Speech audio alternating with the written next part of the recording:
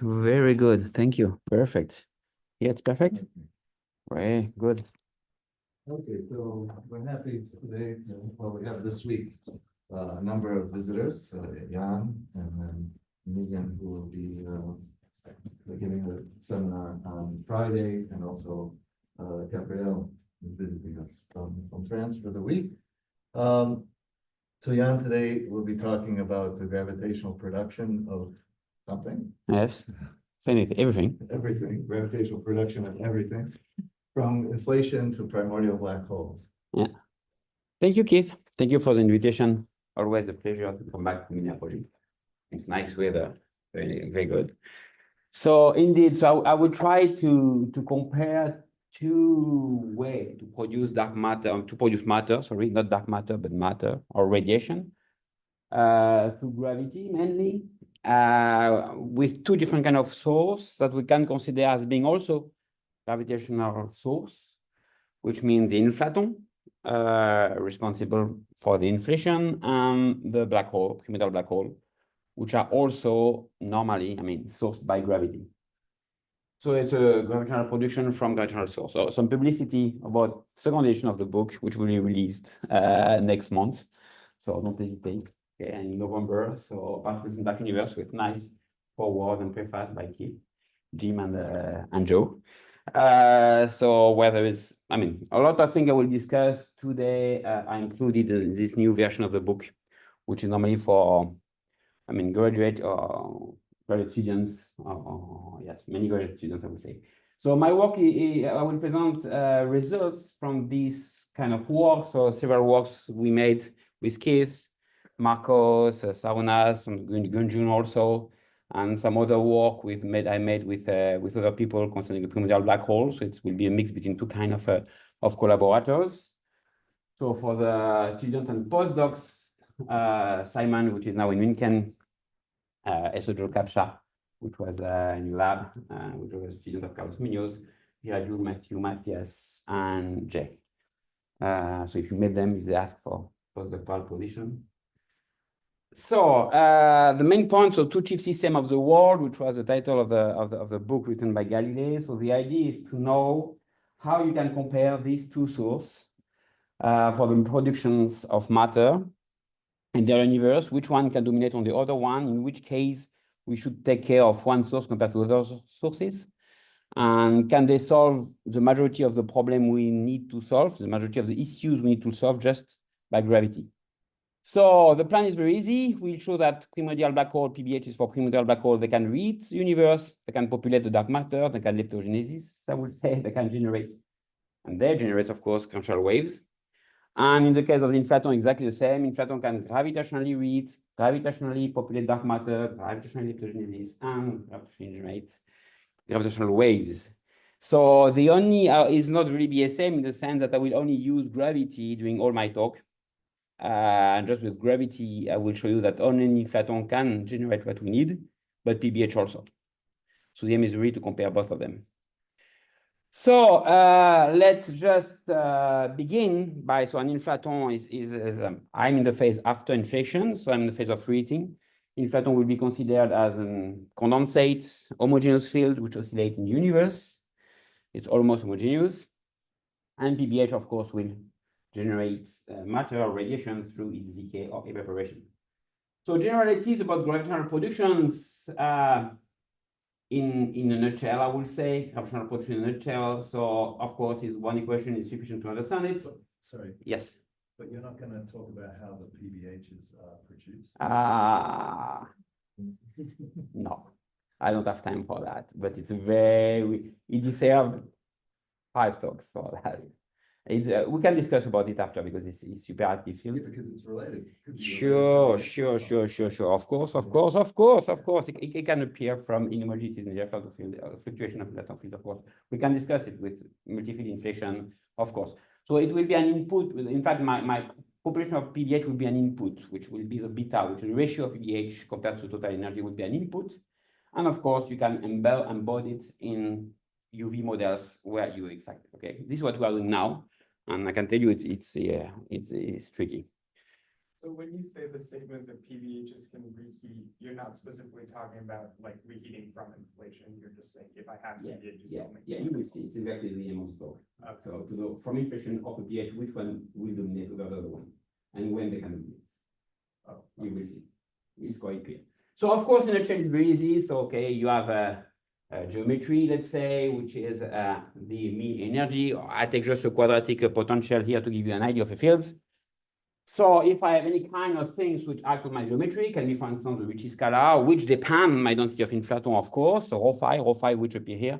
So rho phi will generate from gravity fields, okay, fluctuations, for instance, of the fields, and vice versa. So it's quite easy, okay, geometry is the energy. So if I have a modification in my geometry from PBH or from the oscillation of Inflaton, from the metric or from PBH, I will naturally generate some quanta, okay? That's really naive, but it's not so far.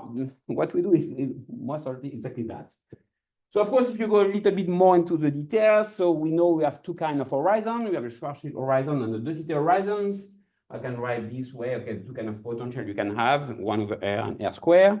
In one case, the constant density, in the case, the Schwarzschild radius. Okay, and so we know very well that you have two horizons. There's a Schwarzschild horizon. You can write it in the Riedler space, of course. And you have, the Schwarzschild horizon, which is m Planck square over the mass of the black hole. And you have, of course, the de Sitter one, which have an horizon, which is a constant, which is a cosmological constant, or inflationary scale in kind of inflation, it's the same kind of thing. So you have a constant horizon. In both cases, you have a constant horizon if I don't suppose the PBH decay yet. So you have a constant horizon for Schwarzschild, which is a horizon for the space-like, and a time-like horizon if you want for the de Sitter one. So everybody knows how it's working. So you use Bogoliubov transformation. You have a space-time which is accelerating. Both cases, it corresponds to an acceleration. Or horizon, constant horizon means an acceleration. So you accelerate the universe. You make some Bogoliubov transformations. Positive frequency become negative frequency. I think it's all in the textbook. So if you begin with only particles, you create antiparticles. This is Hawking radiations, Hawking Gibbons temperatures, whatever you want to call it. So you have a distribution of particles, okay, with a temperature which is given by horizon. So the horizon is the temperature. Temperature is h divided by 2 pi, okay? So call it Hawking temperatures in the case of black hole radiation, call it Hawking Gibbons temperatures. In the case of de Sitter, whatever it is. So the vacuum state of the field depends on the motion of the observers. This is known, okay, or I'll say the number of particles is observer dependent. Yeah. Okay. This associated singularity, what do you call the horizon? Yeah, it's an horizon in the sense that you have a part of universe where you don't have information which can reach you. Okay, that's in the sense of horizon. Okay, so this is a part of horizon where you don't have information coming to you. Okay, but it's for an acceleration. You can always suppose, for instance, if you have a de Sitter space, you can also fix the de Sitter space, right? It doesn't move. And this can be as a singularity, and you reduce inside your de Sitter space with the fixed horizon. It's not singularity. Yeah, but it corresponds to, it corresponds to a fixed horizon. No, I mean, it is where you're not getting any information. Exactly. Beyond that point. In this case, it's named horizon. It's a particle horizon. Exactly.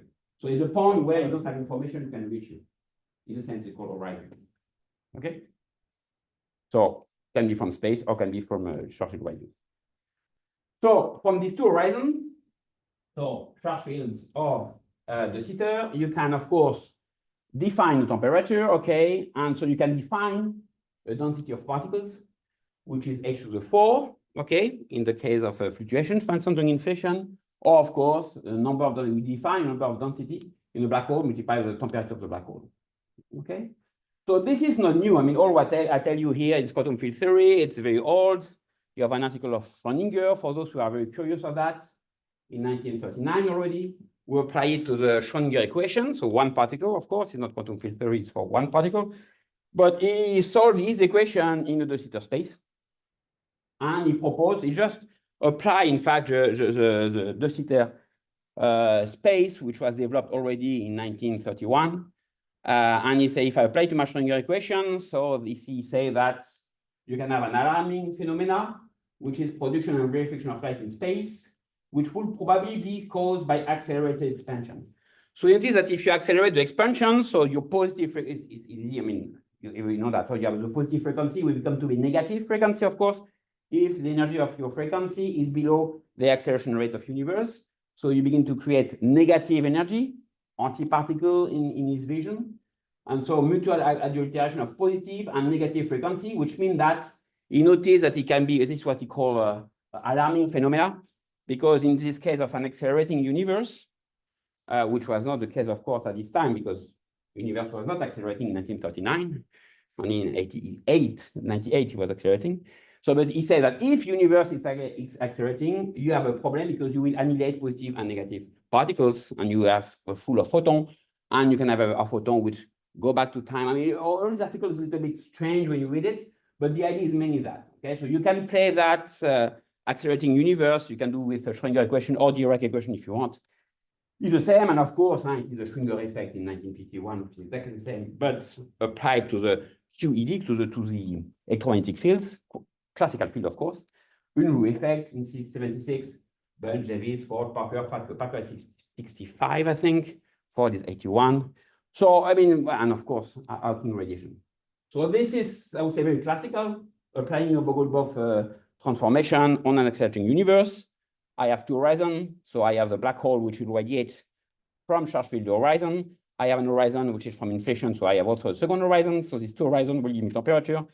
Temperature will give me a quanta of anything, dark matter, radiation, right dimensional, you will see.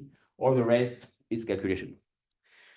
So let's compare these two sources, okay, between an inflaton and a black hole. So the inflaton density evolution, black hole is very easy because the black hole, of course, has a density which is diluted as A-3, it's a dust, the matter field. In the case of inflation, it's not the same because, of course, the inflaton depends on the nature of the inflaton. If the inflaton is dust-like, it will be like A-3. So if I take a potential which is 5 to the K, it's easy to compute the pressure. So from the pressure, you can have the evolution of the density. So if we have K equal 2, you don't have pressure because pressure is K-2 divided by K plus 2. So you have a dust field. If K equal 4, of course, you recognize it's a radiation field.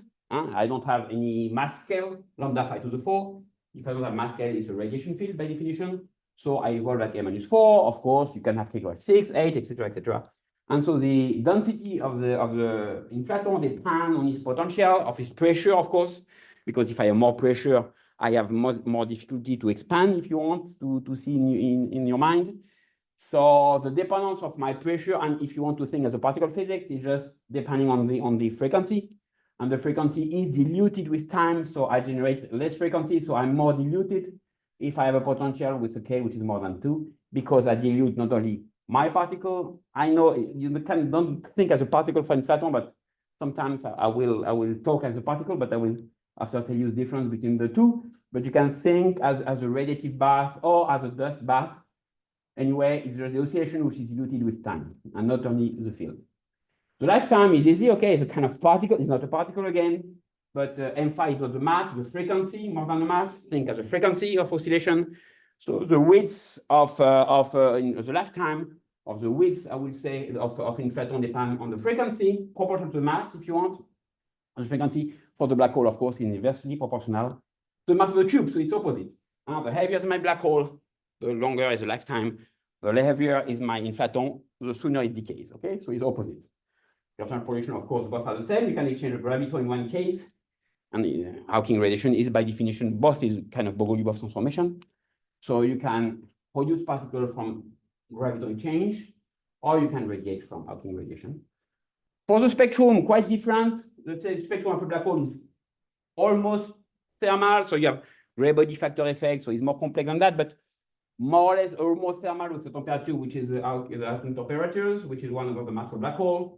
And of course, for the spectrum of inflaton is very different because my frequency redshifts depending on my potential. So I cannot give you a spectrum because for each value of potential, my spectrum will be different.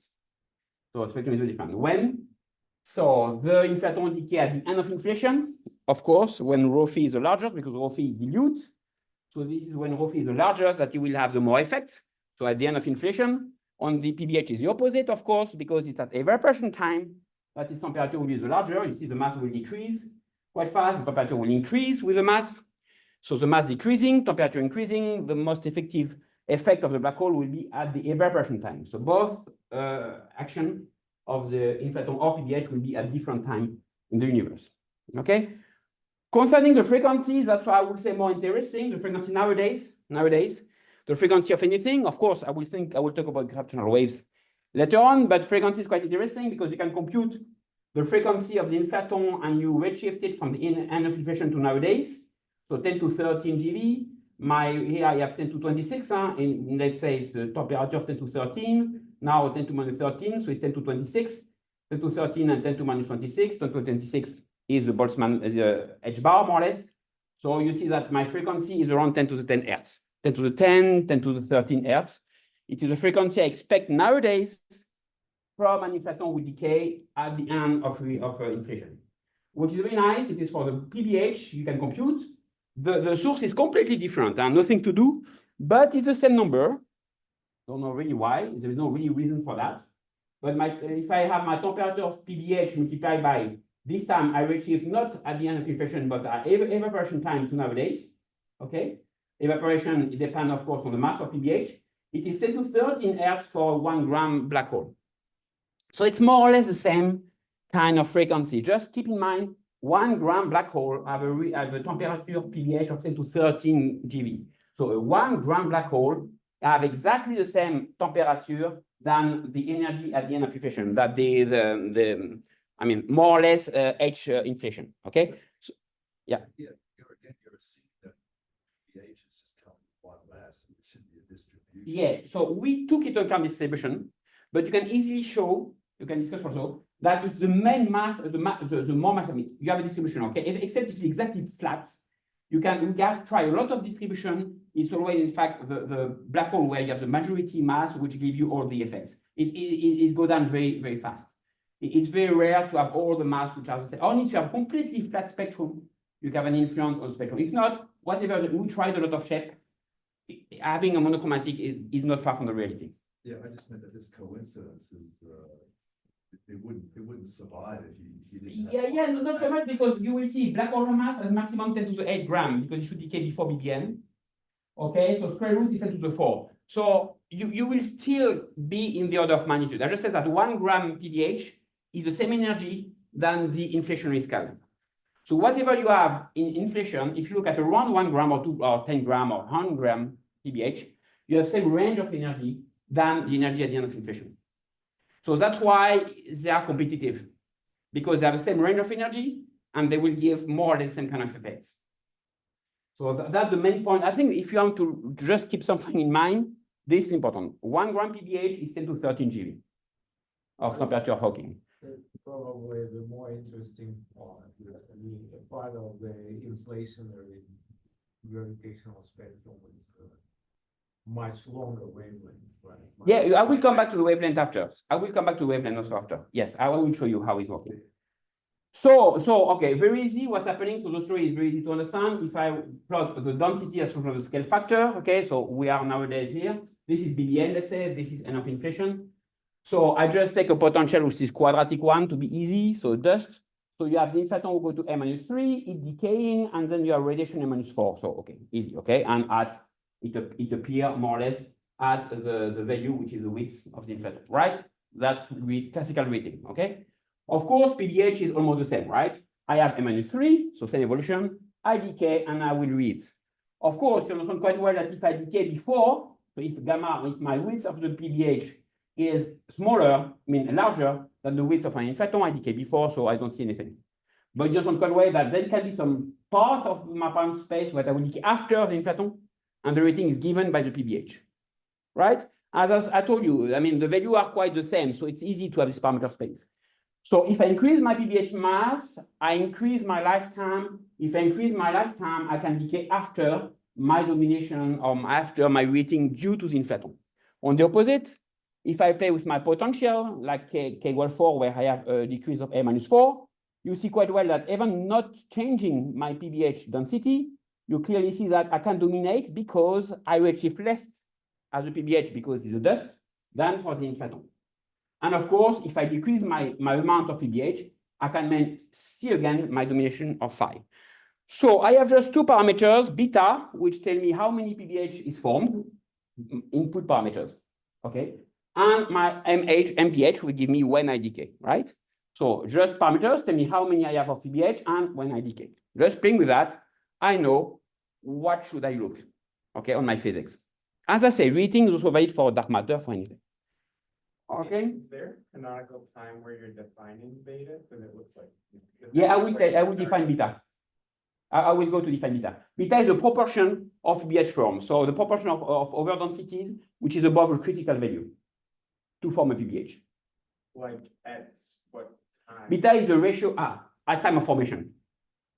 Yes, time of I will explain you. Don't worry, you will see how they are formed. Okay, so I have my evolution of PBH, okay, which is just a to the 3, okay, easier. This is classical formula, nothing to see. This is my evolution of PBH. And I have my evolution of phi at evaporation time, which is the same, but of course it evolves depending on the pressure, because I have a pressure in the case of Inflaton, so my pressure will change. So here you can see, so this is beta critical, for instance, for different value of pressure. So this is K equal 4, K equal 6, K equal 8. So you see that depending on different value of pressure, I'm dominating more or less, let's say a mass of 10 to the 4 gram, for instance. For beta 10 to minus 10, you already have the PBH who dominate over the Inflaton, okay? Then here, if I look at an equation of state of 1/2, I need to have 10 to minus 13 to dominate, etc., etc. So for each value of mass of PBH, I have a value of beta where PBH will dominate on the energy of universe, okay? So you have an early matter domination phase, if you want. Yeah. Take into account the inhomogeneities in the primordial black hole? Yes. I will compute the gravitational waves produced by the inhomogeneities just after. Well, I'm not thinking of the gravitational waves, I'm thinking, because I don't have the curvature problem. That's your question? well, it's not a question of isocurvature problem, but you're gonna change the predictions of the inflation. Oh, wait, we don't change it. We check that we're always below the limits. We don't have any kind of problem on this perturbation of the PBH, on the fluctuation of the PBH. Because if it dominates the energy density before it decays, then it will, because all the radiation is coming from the primordial black holes and not from the inflation. So it's like a curvaton. Yes, it's like a curve. It's like an inflaton M-3. So exactly the same physics that an inflaton with M-3. Is it a question of when this all generated, right? So far what I saw is the end of the inflation. Yeah. And, taking from there, right? Yeah. And the things that Keith is referring to is generated much During inflation. during inflation. No, well, During inflation. Yeah. It's only the modes we put probing as well, the modes that enter the horizon at the decoupling, right? Yes. And that's why his frequency was 10 to the 10 hertz and not above. Not a humble time. Yeah. no, but what I'm referring to is the fact that there are, you're gonna have fluctuations in the PBHs, in the primordial black holes. But very And if small. But this is at short scale. Very You short don't scale. see them at The scale is super much, scale. the scale is much shorter. It's parsec. The scale is super short. It's not a mega parsec. I mean, I made a drawing on that after, because when I do gravitational waves, you will see them. So it's very short. We don't have constraint on that because the scale is super short. It's below parsec.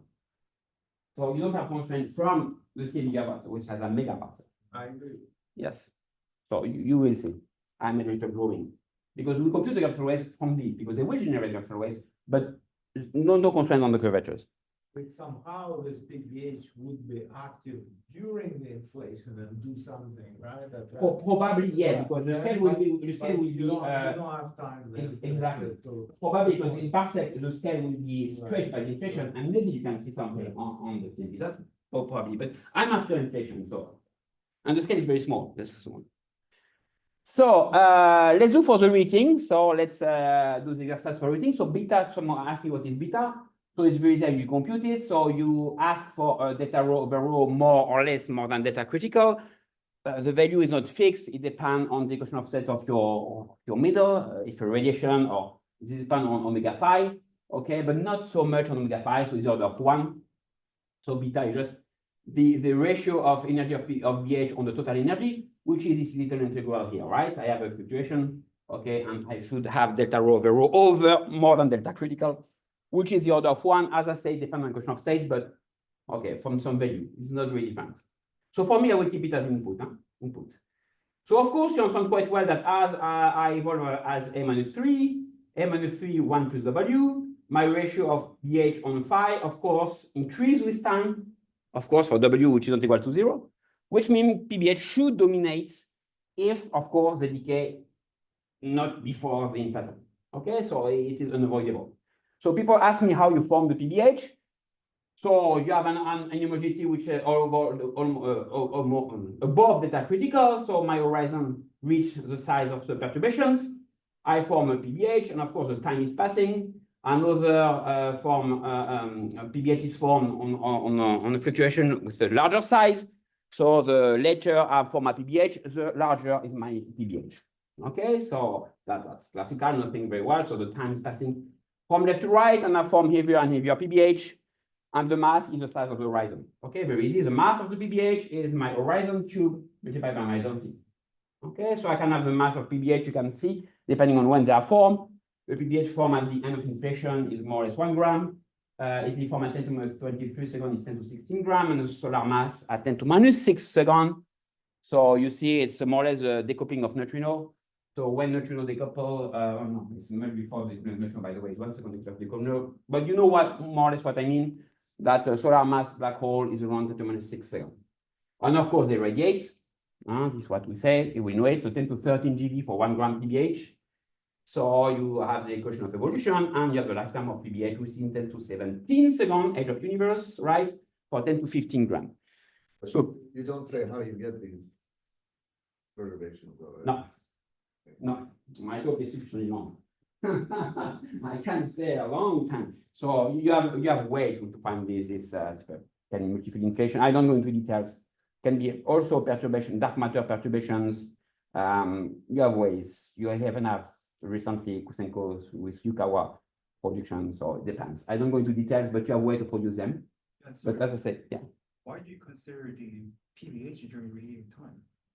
Like the mode that exceeds the horizon. Yeah. The mode that we enter the horizon during reheating time. Yeah. They're the mode that exceeds the horizon near the time of end of inflation. And near time of end of inflation, you don't have a ultra slow roll. Your Inflaton have a. I'm dominated by the. higher velocity than. I'm completely dominating by a field with an equation of state of W phi. I'm at the end of inflation. My field is filled by inflaton. So suppose I'm in a field with a pressure, and I form a PBH in the field with the pressure. That's all what you think. Okay, different with what people do usually. I don't suppose this radiation will dominate the universe. I just have a field with a certain pressure, equation of states, and I form PBH during this state with this equation of states. That's all. So do you consider the PBH, the presence of PBH during reheating? Yes, they are created during the phase of reheating. No, like. Before the end of reheating. PBH happens when the mode with large density perturbation. Yes. They enter the horizon, then they start. Yes, exactly. But those modes that re-enter the horizon during reheating. Yes. These are the modes that exit the horizon near the time at the end of near the time near the end of inflation, where your Inflaton field no longer do the slow roll. No. There's no slow roll. I'm oscillating. But you need an ultra slow roll for have a large perturbation. So it's the opposite. So I don't think. No, it's not clear because you're asking for the formation now. Yeah, he's asking the information. You're asking for the formation. As I say, I suppose I have a density of parallel with this form. What over density perturbation mechanism are you considering? I don't consider any mechanism for the over density version. Large density perturbation of the Inflaton. I don't know. You know how you know? You suppose. I don't know how it's formed. I mean, you don't know. I mean, yeah, of course. It's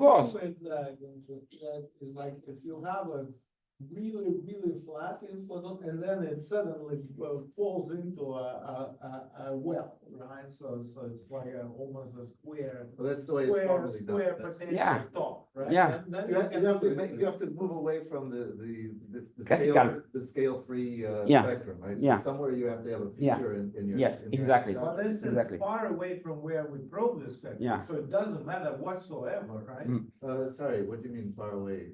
In terms of The feature has to in be terms known. of in terms of the wavelengths, right? Feature has to be near the end of inflation. Yeah, absolutely. Mhm, Yeah. So mhm. we don't probe that directly. Yeah. Other than through this, right? So, okay, fine. Yeah. Where there is no, absolutely no information. Yeah, but I'm saying this. In the cosmology model. It's. Because you stick in the idea of just having you one inflaton. I just say that Yeah, but I think there are other mechanisms besides. exactly. That's what I say. There's not that many. No, there is multi-field inflation, for instance. You have a string intersection. Oh no, you don't. So you don't have to get. Yeah. The change in. Yes, exactly. But you need a ultra slow roll if you want to use it. Well, I mean, otherwise, I think people talk about. Phase transition. transition. Yeah. Exactly. Bubble colliding. Sorry. You have way to produce it, huh? So Because there is no direct probe, like there are scenarios. Yeah. about the and as I said, the production is in this talk not taken. I just suppose as produce. Yeah, okay. Just production is I was just curious about your picture. Yeah. Exactly. I'm agnostic about the production. That's very important because if not, we are now working on the production, but it's much more tricky. So this is also range of mass. So just to give you, so asteroid is more or less age of universe is the size of asteroid. Solar mass is more or less 10⁻⁵ seconds. Okay, the BBN here is there, and so I will concentrate on this PBH mass which decayed before the BBN. Okay, during the reading. So this is my mass: 1 gram, 10⁸ gram. Let's see, more or less to be sure. Okay, that's where I will stay. So I'll continue to ask questions. I enjoy having questions during my talk. So it's very good. I prefer that at the end because I will forget. So okay, after it's just very easy. I mean, you just solve the Boltzmann equation. So it's nothing very interesting. And it's interesting, but you just solve an equation for phi which decay, an equation for PBH which decay. So no minus sign here because dm over dt is negative. And the radiation, of course, is the sum of what is produced by the inflaton and what is produced by the PBH. So you just have two source of production for the radiation. So after you solve the equation, so you have first when the inflaton dominates, so the radiation bath is dominated by the transfer of energy from the inflaton to radiation. Then when PBH dominates, you have the transfer from PBH to the radiation. So of course, it depends on the equation of states, so you don't have the same shape, and you compute the reading temperature. So as I said, this kind of exercise, so nothing very interesting here, just solving the equation, and you compute the reading temperature depending on beta and the mass of PBH. So it's just a little game. What is interesting is to see some numbers. Okay, the numbers in the physics. What give you interesting points? So the width, as we saw, is increasing with time because the mass of PBH decreases with time. So if the mass decreases, which means the width increases with time. Okay, which means it's more and more efficient, right? PBH will produce more and more particles with time because it's zinking faster and faster, which is the opposite for the inflaton, of course, because it's less and less efficient. Because the frequency is redshifted with the time, right? So you have the inflaton is less and less efficient, the PBH is more and more efficient. So that's why the PBH not only will dominate because it's A-3, but even the transfer of energy is more and more efficient with the PBH than with the inflaton. So both things made that the PBH will dominate not only the energy budget, but it can also dominate the rating without dominating the energy budget, just because it's more efficient. Okay? It doesn't have to dominate the energy budget to read. It can be below, but as it's more efficient, the rating is more produced by the PBH than the inflaton. Okay? Is it clear that the mass actually decreases in time, or at least the way you think it does? I will burden effect. I will discuss about the burning effect at the end. I mean, burden effect, right? The value stuff. No. Well, no, I'm just saying it's in a very dense Yeah. medium, so Yeah. how do you know it's not actually increasing? Yeah, I mean the mass decrease. No, But you can have backgradation, mass of black hole decrease, but you can have backgradation, you can say it's not decreasing as 1 over n black hole cube. This will also well, have, but it could be accreting. oh, okay, accreting. No, Absorbing inflatons. Huh? Absorbing inflatons. oh, No, no, because it's very small. after reheating, you're still now in a. No, that question is very small. It's very small vibration. It's very small. You have compared both. At the beginning, you have added vibration, it's super small. You create very small. It's very small pH, vibration is negligible. We had added it at the beginning and we erased them because it's just lots of time for the codes. So just to give some numbers, okay? Numbers is easy. I take a Yukawa, just okay, a decay of Inflaton with a Yukawa, just to give you an idea, okay? So the width is y squared over 8 pi m pi. So one dominates, so this is the width, and now it's not the domination of the energy budget, is the effectiveness of the transfer of energy, right? So I compare the widths, okay? So I have to compare my widths of the Inflaton decay with my widths of my PBH decay, okay? Which means how many per second, how many transfer of energy is done. So to give you an idea, if I take 10 to minus 5 for Yukawa, which give you a rating temperature of 10 to the 11 GeV, it corresponds to 1 gram PBH. And if I go to the other extreme, like 100 MeV for rating temperature, okay, with this Yukawa, it's 10 to the 6 grams. So it's very nice to see 1 gram, but it's rated with what I told you, okay, 1 gram PBH, 10 to 13 GeV temperature, so it corresponds more or less to classical high energy rating for an Inflaton, and 10 to 6 grams, the other extreme, okay, give you more or less a rating temperature of 100 MeV, okay, which corresponds to a very small Yukawa in the case of Inflaton. So it was just to give you some numbers. Huh? So 1 gram PBH dominates the rating temperature if it is more than 10 to 11 GeV rating temperature. Yes. That was the parameter. Yukawa. Inflaton potential. Yeah, you had Yukawa 5 FF bar. Just okay. So it's suppose not it decay. responsible for the density perturbation. Yeah. It's just No. no. In my It's not- Inflaton decay. It's not responsible for the density. No. The Yukawa is just transfer of energy. I take a Yukawa, I can do scattering. Okay. It's another parameter. Yes. It just I don't need the Yukawa here. Just if you want to have an idea of how the transfer of energy is done, just by decay of Inflaton. So are you not thinking of gravitational reheating? I can't do that. Okay, but for now it's. Yeah. how, like, Yeah, it was just I will make only gravity up to now. These only things were higher than Yukawa. Normally it's only gravity. Good point. Only point. Okay, so what I wanted to see is just to give some numbers. It's not so important. So 10 to 7 GeV, for instance, for black hole. So this is a picture. So this was a sketch. Now it's with a code. I mean, with a code, of course, numeric, solving, etc., etc. So blue is Inflaton, red is the radiation. So this is classical picture. Then the Inflaton decay, the radiation going -4. If you have the PBH, of course, you have the green line. Okay, it dominates, it decays. So you see the radiation change slopes.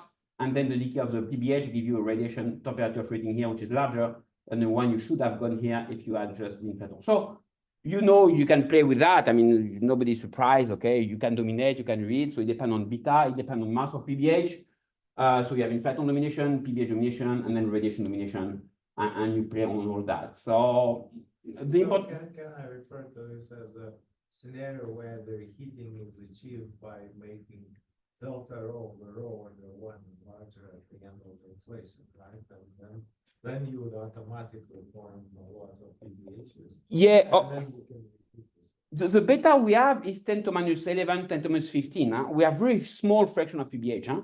So rho phi, rho BH is 10 to minus 13 in our scenario. Okay, so it's very small. But of course, it's M minus 3. Well, if throughout the inflation you would maintain delta rho over rho. Yeah. 10 to minus Yeah. 5. Yeah, Then exactly. it's- Yeah, exactly. So- You need more. You need more than that. But it corresponds to temperature number 13 part only of them, which has a delta over rho more than 1. Right? So a very small fraction of them. So of course you can add an equation for dark matter, and you can play the same game for dark matter. I just add to all my equation the one of dark matter. Okay, and you can play the same game when you can have dark matter which dominates the universe, etc. So the only things on PBH which is particular from PBH, it is that of course the temperature increase when you reach. So here, if you take it as E-fold, it's almost 5 E-folds. Okay, so between 5 and 4 E-folds is a time where PBH really decay. Of course, you cannot define exactly the number of E-folds, but just to give you an idea of in how many E-fold PBH really decay, it's 5 E-fold more or less. Okay, so what's interesting here for the mass of dark matter, you have two regions. If the mass of dark matter is below the temperature of black hole, of course, is in equilibrium more or less. So okay, he has a density which is T to the cube. That is classical. But if the mass is above the temperature of black hole, you see that you have a region where the temperature of black hole will be above the mass of dark matter and you will produce it. So if you wait sufficiently longer, you can produce very heavy dark matter. Okay, this is a way to produce dark matter or right on a neutrino above 10 to 17 or 10 to the 10 GeV.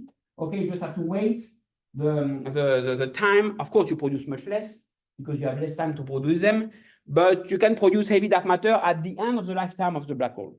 Okay, so that's why when you see plot on dark matter for black hole, so for instance, you see you have two different kind of regime. If it is below the temperature of black hole, this is classical. You can show, and it's classical density of a particle, of course, always depending on the ratio of energy of PBH compared to Inflaton. This is what you expect. And if you have a dark matter mass which is above the temperature of black hole, you have a reduction due to the mass. You have the exponential suppression, which is not anymore exponential suppressed because you can produce it during this little region here where the temperature is quite large. That's okay. So in the region, so you have two regions where you can have right wave abundance on the top and on the bottom.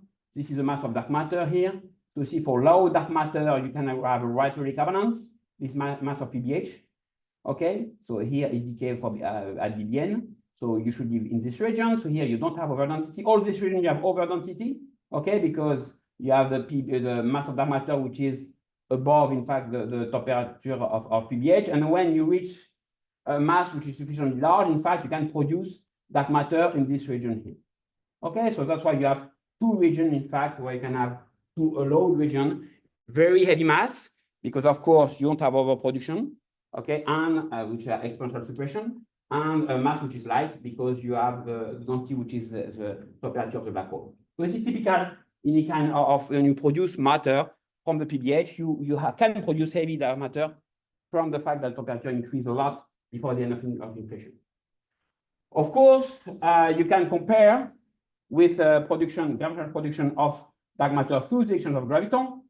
If you compare these two regions, so you can have a green region for PBH and blue region for blue is always for the Inflaton and green for PBH and all my talk, if you notice it, or what is green in PBH or what is blue in Inflaton. So in this region, blue, for instance, here, the production of any kind of matter, of course, this to have a right wave abundance to fix the rating temperature, but it's not important. The production of matter here is dominated by the PBH, if I plot beta of mass, and here beta is too small, so the production is dominated by the Inflaton.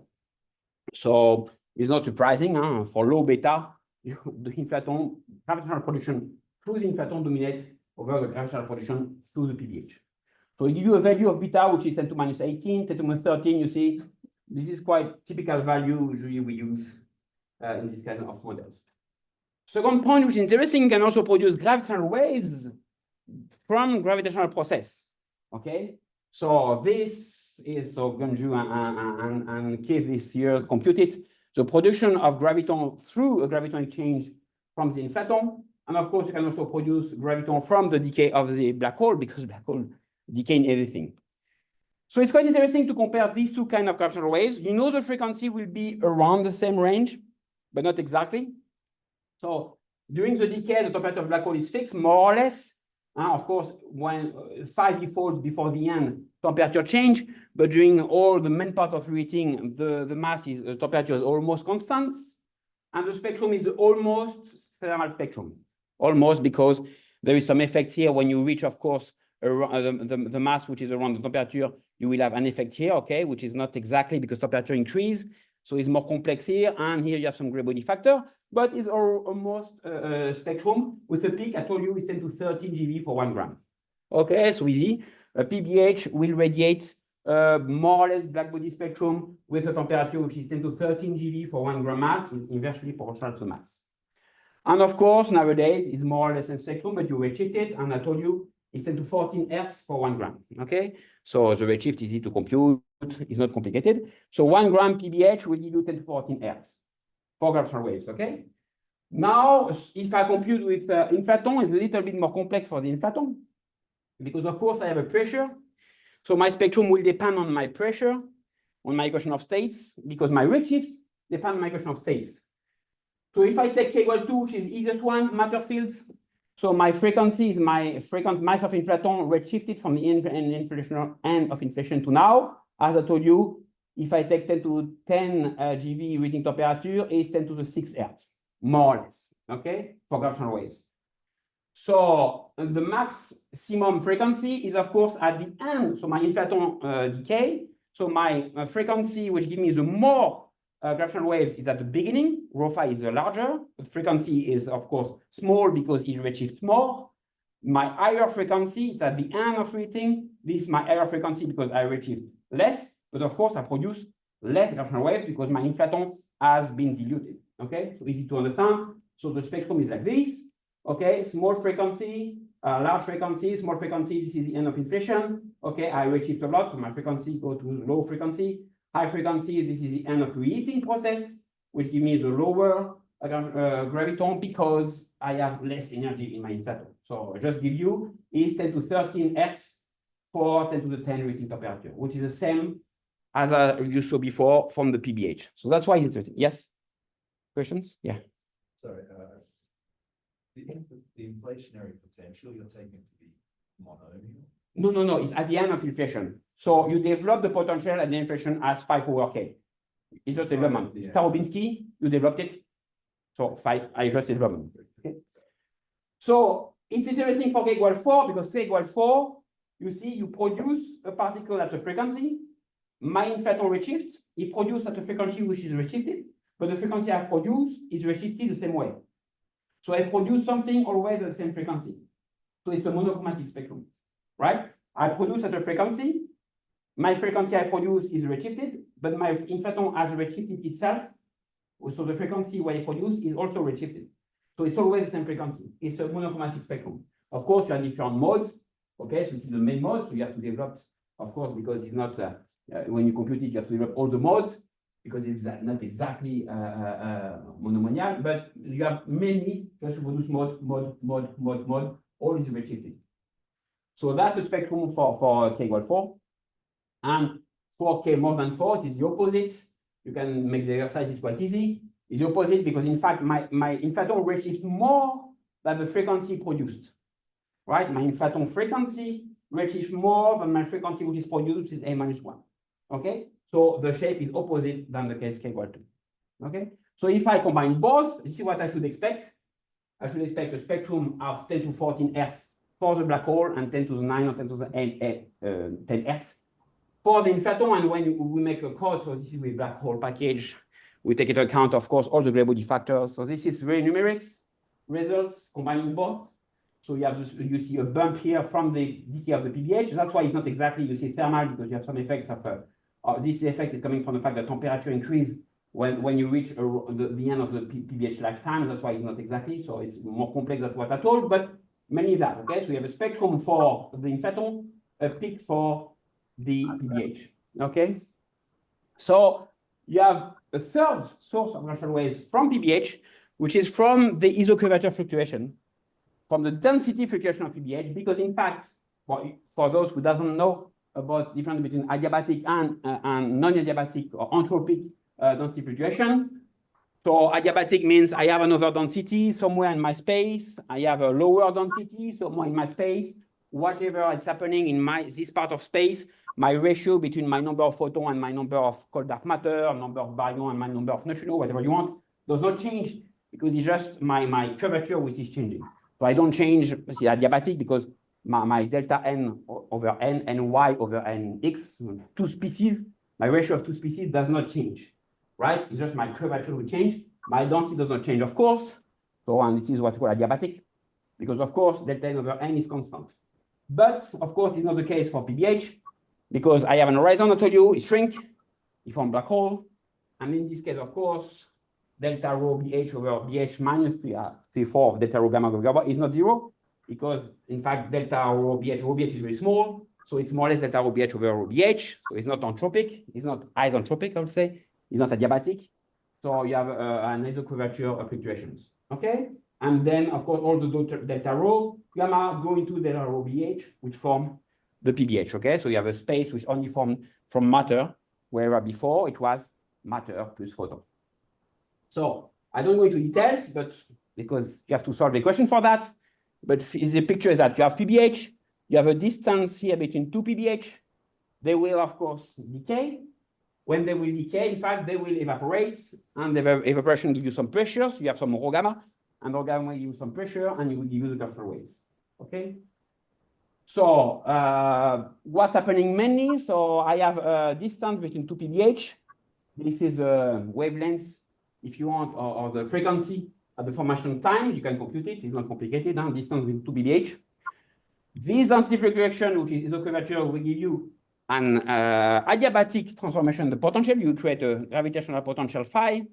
Okay, so you solve the equation of motion for phi, the equation, general relativity equation for phi, more or less, and so you can have the potential, which is more or less delta rho BH over rho BH.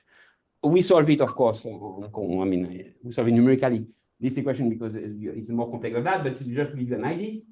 And then, of course, when it decays, so this is gravitational potential, and when it decays, you transform this curvature fluctuations or perturbations, let's say, fluctuations into generation of gravitational waves, okay, from the traceless tensor HIG. So that's just a mechanism to produce these gravitational waves from these curvature fluctuations, and the frequency you obtain is around 1 kilohertz for PBH. Oh, it's a mistake. It's 10 to the 4 gram here. So it's one kilohertz for a PBH of 10 to the 4 gram. Okay, more or less what you expect. So you expect a third peak here. So this is the peak you expect around kilohertz. You expect, of course, it depends on the equation of state of my inflaton. It depends on my mass of PBH. It depends on beta, of course. So you have all these parameters when I enter in the game. But just to give you an idea, once I fixed, in fact, here I fixed, so this is, for example, in black, it is for W equal 1/3, I think. Yes, black in one thing. And here you see that I change the mass of my PBH. So it is 1 gram, 10 to the 4 gram, I think, and 10 to the 8 gram. Okay, I just change my mass of my PBH, and you see my spectrum change shape. So this is the peak from the decay of the PBH, the peak from the scattering of inflaton, the peak from the density fluctuation. So that's what's happening. This is for k equal 4, okay, with an equation of state of 1/3. You recognize the peak I told you for the inflaton here, and the you have easy to show that the spectrum go to larger frequency, and if I increase my mass because I decay later, so my frequency go higher because my decay is later, so I have less redshift. That's normal that my PBH go to the right. And for the fluctuation, is the distance because the PBH, in fact, decrease with my mass. So my frequency go to lower region when I increase my mass, okay? That's why. And this is for K equal 6, okay? So you see how it evolves depending on the mass, huh? I always increase the mass, which increase for 1 gram to 10 to the 8 gram, okay? So to summarize, more or less, you have to add also the graviton Bremsstrahlung, because of course, when I decay anything, I Bremsstrahlung my graviton here. If I decay my inflaton, I Bremsstrahlung the graviton here. And if you decay to right on the neutrino, for instance, which is very easy, you also Bremsstrahlung your graviton from the decay product of the PBH. So you also have to add the Bremsstrahlung from the heavy particle decay product from the PBH decay. This was done by Choi. We did this one, and this was done by Bernal and Barman. So this is the spectrum you have from Bremsstrahlung, which is much smaller, in fact. So this is the spectrum from PBH decay and spectrum from Bremsstrahlung. So Bremsstrahlung is usually, you can understand quite easily why. Huh? Bremsstrahlung is, of course, you have loop suppression, etc. So it is more or less 100 to 1,000 times less efficient than the direct production, but we can take it into account. So this summarizes one peak from the fluctuation, density fluctuation, one peak from the scattering, gravitational scattering of inflaton, and one peak from the decay of the PBH. Okay, Bremsstrahlung is around that. So it's continuum spectrum, of course, it's not peak for the Bremsstrahlung, it's a continuum spectrum. And the exclusion plot, so Desigo and Einstein telescope prediction, resonant cavity prediction, and Jura, which is like a fraction-like particle. So you see that each peak, in fact, has different kind of technology, experimental technology, to be able to test them. But this is at the horizon 15, 20 years. Huh? So it's not tomorrow. But just to tell you that each peak, of course, corresponds to different kind of generates of telescope or experimental things. So I'm almost done. Of course, you can do the leptogenesis with that, or what I told you about dark matter. You can do with right on the neutrino, where neutrino give you leptobiogenesis. So this is a region of outer space where you have the right amount of biogenesis generated through leptogenesis. So you need a mass of below 10 gram and the mass of right on the neutrino around 10 to 13 GeVs are produced when the temperature of PBH is quite large, as I told you. So at the end of the decay of PBH, you produce heavy particle and you can reach the right amount of leptogenesis. And if you add the gravitational production from the inflaton of right on the neutrino, Of course, it doesn't depend on mass of PBH. In this case, it's a blue. As I say, and green is PBH and blue is inflaton. So you can have a right amount of leptogenesis for a mass of right neutrino around also 10 to 13 GeV, okay? But this time, of course, doesn't depend so much. There is a little dependence on the mass because the mass of PBH will play a role on the expansion of universe. So that's why you have a little dependence on the mass of PBH. But what's the difference between thermal leptogenesis and normal dry-hand? This is just, I just produce right neutrino from gravity. That's all. Pure. Which, thermal or non-thermal? Thermal, you're producing the right-handed neutrinos in equilibrium. So Yes, you in start with equilibrium. No, but what's the particle? I mean, it's Right-handed neutrino. Yeah. So once the temperature goes above the mass, then it's just produced. Yes, you need temperature above the mass of right neutrino. And it has interactions large Yes. enough to get it into equilibrium, but then go Yes. out of equilibrium. Yes. So what's the difference here? But here, no, this mass is much larger. You don't have a temperature which is mass. So they are not in thermal equilibrium. My neutrino never enter in thermal equilibrium. So that's the difference. Yes, yes. They are not in. Exactly, exactly. They are just purely potential produced, so they don't enter in thermal equilibrium with a bath, thermal bath. So some remarks, and I will just finish on one remark. In fact, is one remark on what I said. It is that I always told you about the condensate, and recently worked on Keith on what we call fragmentation. So it's important to have an idea of what is a particle or a condensate, what is an axion-like particle and axion. It's not for people who are, I mean, certainly more for students which are there. So a condensate, so is an homogeneous classical field, okay, with a frequency m5, okay? And in fact, you have to take into account that you can destroy the condensate, and the condensate can become a particle, okay? You have a possibility to go from the condensate to the particle. Okay, so you have, in fact, the fact that you have a production of anything, even through gravity, while you product, in fact, an act on my inflaton, and my equation of state on inflaton can be modified by the fact, so which was only dependent on the time, it was homogeneous, it becomes inhomogeneous because the particle which I produced, which for instance enter in thermal equilibrium, on back reaction will in fact act on my equation of motion for my inflaton, and my inflaton will begin to be not a condensate anymore, but will be a field will depend on the momentum, on the position if you want. So what I mean is that if I have a condensate with a frequency m5, usually that's why we talk about particle inflaton as a particle usually, because I can also divide my frequency in a sum of frequency, and I can consider my inflaton as a sum of n mod which oscillates with coherent oscillators, right? I can always imagine my field as a sum of n coherent oscillators with a given density, which is rho phi over the frequency. There's no meaning of what I tell you, it's just an interpretation. There's no meaning of that, but I suppose I have my universe is filled with a field with a density n phi. Okay, and phi multiplied by frequency is my density of energy. Of course, if I produce something with different momentum, my products will act on my oscillator, and of course, my oscillator will react and will have, this time I will have an incoherent, okay, oscillators of a mean momentum. I can have a mean momentum, but each frequency will be different, okay? So I'm fragmenting, we call it fragmentation. I have fragmented, if you want, my condensate. That effect is very important, especially when we discuss the equation of states. So this is my density of inflaton, okay? And this is a condensate, and you will see if I add a term where my product, in fact, acts on my inflaton, I will destroy my condensate by this interaction. I fix my interaction to 10 to the minus 5.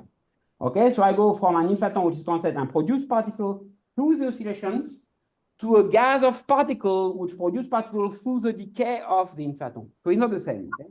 So I produce once I'm fragmented. You see here for this value of coupling, I just need only 10-fold. After 10-fold, I have destroyed my condensate. So you have to be very careful because you pass easily from a condensate to a particle. And of course, the equation of state is nothing to do because my equation of state for a particle is a gas of relativistic particles, so n-4, right? So I go to an equation of state of a condensate, 0.5, and I go to 1/3 because I have a gas of particles, right? This is a condensate. And this is the particle. You see, I produce particle, and the particle I produce, in fact, transform my condensate into A-4 because I am from a condensate, I have a gas of relativistic particle inflaton. Okay, so this is very important because you change the equation of state and you have to take it into account. Or I will take that back matter, if you don't mind, because I don't have time. How many times left? How long? Finish up. Okay. Okay, let's go directly to the fragmentations. Yes, okay. No, this is what I wanted to show you. So you have the fragmentation here. You see, you can also have the self-fragmentation, which means that just with this potential here, this is the self-fragmentation of the field itself on itself. So this is, in fact, you see the phi to the 6. You have 2 phi, which act on my condensate, and we destroy the condensate by itself. So it's a self-fragmentation. Of course, this time you need something like 50,000-fold, much more. Now I can go to the conclusion mainly. So what I wanted to say. Okay, so the only point, the only remark I also wanted to add, so we did letogenesis, I discussed the Bryan Shalom. I didn't discuss about the burden effect. So this we can discuss, okay, just telling that my lifetime of my black hole, I suppose my difference, I suppose m Planck 4 on m black hole square, but in fact, you can imagine it depends on the entropy. This kind of back reaction effect, it just means that when you produce something and when your temperature is half the mass of the PBH, which means when I have decay half of my mass, so my product is equivalent to my mass, I can have some of back reaction effect and my life is slowing down. Okay, so just say that is one of the function of the entropy. Okay, so my lifetimes, if I increase my entropy, my lifetime in fact increase. Okay, because it's not exactly what I'm saying is not true, but you can interpret as I'm reabsorbing what I produce more or less. So this effect is quite important. For instance, k equals 0 is the classical outing temperature, of course, evaporations. If I take k equal 2, for instance, or k equal 1, so 1 over the entropy, the lifetime change a lot. For instance, k equal 1, so if my lifetime is 1 over the entropy, before, you see, it was, if I take into account my decay due to the entropy, you see that a mass of, for instance, 10 to 5 gram is stable, right? Before it was 10 to 17 gram. Now, for k equal 1, if I have a PBH of 10 to the 6 gram, let's say, it's stable, okay? So the lifetime is much, much, much longer. It's more or less telling that you don't decay like this, you decay like steps. Okay, every time you have half of the mass, you have to include the entropy you have produced and to slow down your decay. So it makes a decay not explosion, but by steps. Okay, so your lifetime go from 10 to 17 seconds to something like at 10 to 7, so 10 to 50 grams is 10 to 15 seconds. Now 10 to 5 grams is 10 to 17 seconds. Okay. So there are some remarks you have to take into account. So my conclusion is easy. You guys can read, Inflaton can read, PBH, and Inflaton is the same. Okay, which was my introduction. Thank you very much. Oh shit, what'd you move those for?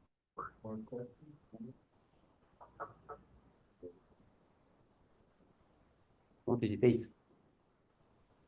So how is this burden effect different from what Keith was asking about equation? But like, does it matter? Yeah. My interpretation is more complex about it. It's coming from an information, probably the point of information black hole, this effect, in fact, at the origin. So it's more about the information. It's not a back reaction that the fact is accreting what is producing. I just want to interpret it like this. It's just that whatever you have, if your product is the same that what you have, like delta rho over rho is 1 if you want, okay? You should take into account that you can have back reaction effect. That's what it means. It just means be careful.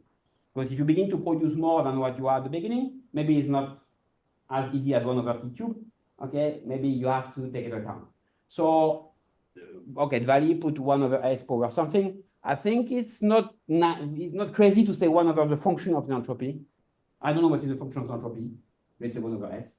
And probably the more entropy I produce from my PBH, the more it means I need to be careful. It's not an explosion, because the lifetime, of course, is a process which is not possible, right? You cannot have a time t of lifetime. It doesn't exist, right? To be something like exponential, or, you know, the lifetime of black hole is 1 over t minus t, so it's infinite. You know, it's not possible. So it just softens the decay. And the fact of softening it means it should depend on the entropy, which is coherent, I would say. My comment was more that you're putting it in a dense medium and you're retreating. So like in the center of the galaxy, black holes don't get smaller, they get bigger. Right, yeah. So, and here, even though they're small, but if they're in a medium, they start eating up what's around them. Yeah. But this effect, I think that's slow, people do take that into account. It depends when they're formed, I guess. Yeah. No, but in terms of the lifetime.